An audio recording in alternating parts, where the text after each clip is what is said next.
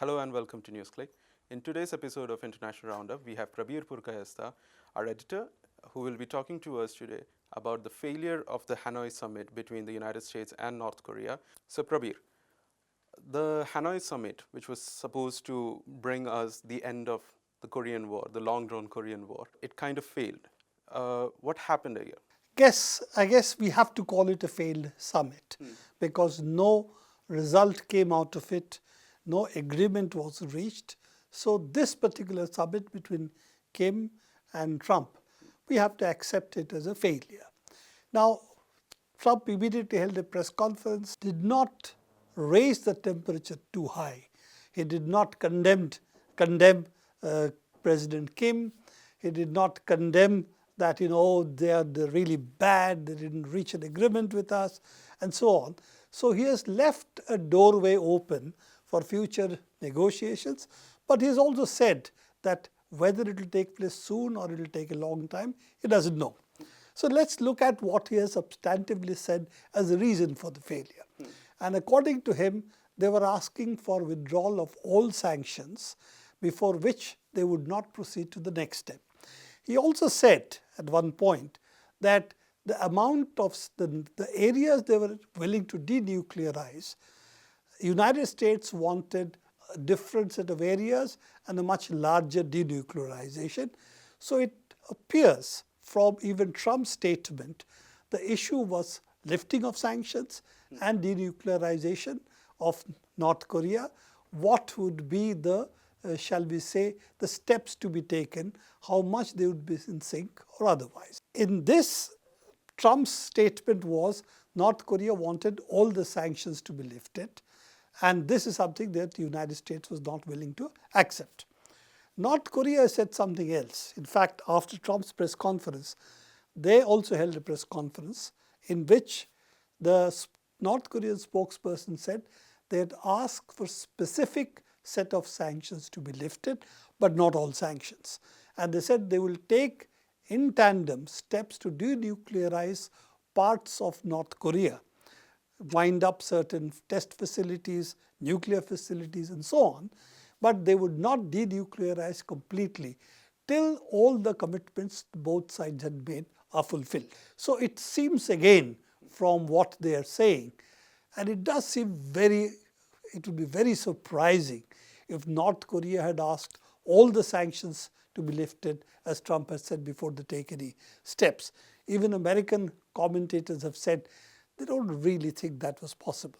So the most charitable interpretation we can put to it is that in this bargaining of what would be the steps both sides took, there were substantive disagreements. Preparation for this had not been done. So Trump expected it like a business discussion that he would negotiate, and being the larger power, he would steamroller the opposition. That did not happen.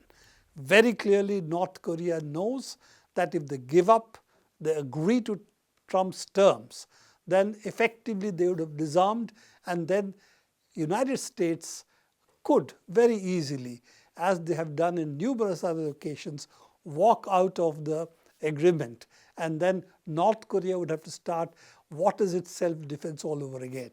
So the three-step procedure, which had been outlined in the first summit in Singapore, which had set a series of steps in which the last step would be nuclear disarmament of North Korea. If you look at the Korean War, it's been a war which supposedly reached an agreement to suspend hostilities in 1953. So from that to today, we still do not have a formal end to the war and a peace agreement. And I don't think North Korea is going to risk a withdrawal of all its nuclear capabilities before there is a peace agreement and a substantial peace agreement with that. What we still seem to find hold is the fact that North Korea is not saying it will renew testing nuclear missiles or it will do ICBM tests. So that they have not said. And Trump has also not said that they will do war maneuvers near Korean borders, North Korean borders. As you know, these have been also the really the tricky issues with which North Korea and the United States have engaged. So let's see whether this, at least the current agreement, holds for now and before any further conclusions are drawn, or will it again see to breakdown of the agreement and a new set of issues arise, as if these, shall we say, the tripwires do not hold. A, nuclear tests being suspended, ICBM tests being suspended, the Yangon facility being wound down, and on the American side, war games or war maneuvers in the Korean borders, North Korean borders, which has always been a big no-no. Whether a North Korea-South Korea peace agreement can take place is an open question, because essentially it's the US sanctions which will hold back South Korea now. And if any peace agreement or any peace developments that have to take place in the Korean peninsula, can South Korea actually break the US sanctions? And for South Korea, that might be very, very difficult, given the fact that it's a quasi-client state. It has had its army is essentially under the supervision of the American army, and what is the degree of autonomy the South Korean political system have vis-a-vis the United States is an open question. So I think those are the kind of developments we'll have to see. Suspended summit at the moment. Hope that better sense prevails and Trump does return with something more substantive in his mind than unilateral disarmament demands of North Korea. We'll have to see what the Bolton regime is operating, or do we have really a Trump regime? It's interesting that you spoke about the previous Singapore summit. We have reached a point where the brinkmanship of the two countries between North Korea and the United States have come down tremendously, and there is actually a serious talk towards peace. This was something unimaginable, say, 2 years ago or 3 years ago. How do we make sense of that? I think it's a very, very positive development that took place.